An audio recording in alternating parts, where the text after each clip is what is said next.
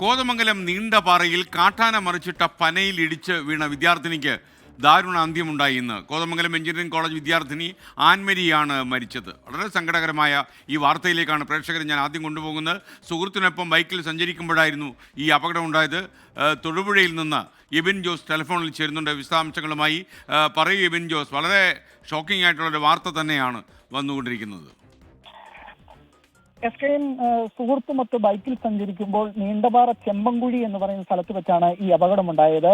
ഇവർ സഞ്ചരിച്ച ബൈക്കിലേക്ക് ആന ഈ പനമരം തള്ളിയിടുകയായിരുന്നു. നിയന്ത്രണം വിട്ട ബൈക്ക് മറിഞ്ഞാണ് അപകടമുണ്ടായത്.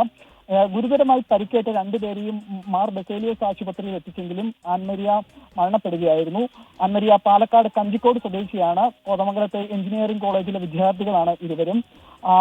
ഈ മേഖലയിൽ നിരന്തരം കാട്ടാന ശല്യമുള്ള ഒരു പ്രദേശമാണ്. നിരന്തരമായി കാട്ടാന വഴിയരികിലൊക്കെ ഇറങ്ങി നിൽക്കുന്ന സാഹചര്യമുണ്ട്. അതിനിടയിലാണ് ഈ വിദ്യാർത്ഥികൾ സഞ്ചരിക്കുമ്പോൾ ഈ പനമരം തള്ളി ഇവരുടെ ദേഹത്തേക്ക് വീണു എന്നുള്ളതാണ് നാട്ടുകാരടക്കം പറയുന്നത്. പരിക്കേറ്റ ആൻമരിയ ആശുപത്രിയിൽ എത്തിച്ചെങ്കിലും ജീവൻ രക്ഷിക്കാനായില്ല. ആൻമരിയുടെ മൃതദേഹം ഇപ്പോൾ നിലവിൽ കളമശ്ശേരി മെഡിക്കൽ കോളേജ് ആശുപത്രിയിലേക്ക് പോസ്റ്റ്മോർട്ടത്തിനായി മാറ്റിയിട്ടുണ്ട്.